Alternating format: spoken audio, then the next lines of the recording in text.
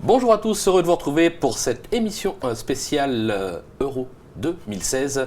Avec moi pour m'accompagner l'équipe de l'Autofoot avec Safia Boudaoud et Paul Bosson. Bonjour Philippe. En forme ? Oui. Toujours. Remis de cette fabuleuse victoire de l'équipe de France face à l'Allemagne ? On a eu chaud, mais le palpitant s'est remis. C'était un régal. C'était un régal. Et sans plus attendre, on va dresser un premier bilan de cet Euro 2016. On commence avec vous, Paul.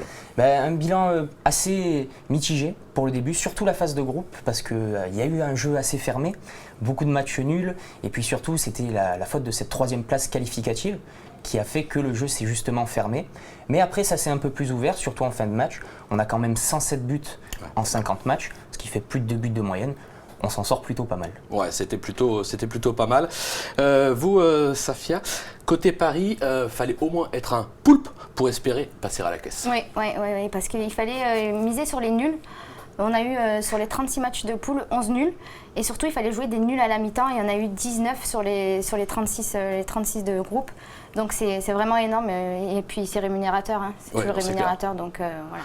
Pour nos amis parieurs, ceux qui ont réussi à trouver les bons résultats, à mon avis, ils sont déjà au resto. Allez, il est temps maintenant d'évoquer un peu les tops et les flops de cet Euro. On commence avec vous, Safia.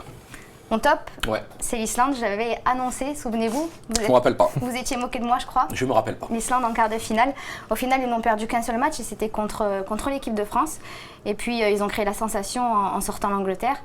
Et ils ont aussi tenu tête au Portugal qui est maintenant en finale. Donc, et puis aussi, on a des supporters, évidemment. C'est clair. Et les flops ? Mon flop, justement, c'est l'Angleterre.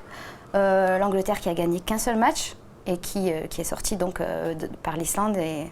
Ouais, on est sorti partout l'Angleterre de toute façon. C'est clair, c'était annoncé. Pour vous, Paul, top, flop ? Alors en flop, je dirais le Portugal.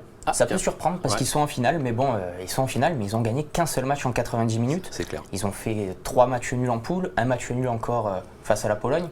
Donc vraiment, ils sont en finale. C'est le football, mais pour moi, je les place en top.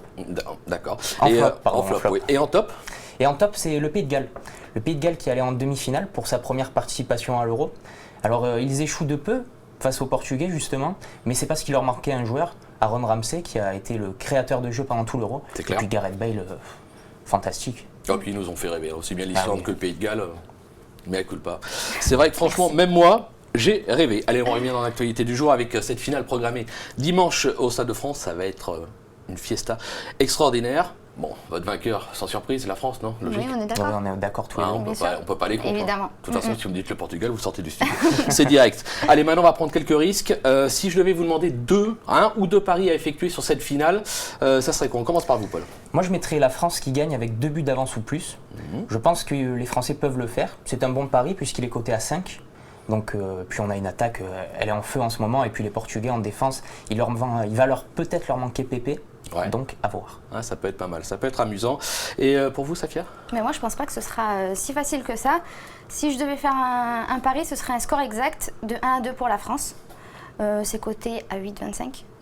C'est très bien payé. Ouais. Et je pense qu'on peut quand même se prendre un but par les Portugais. Vous pensez ? Ouais. Un but de qui ?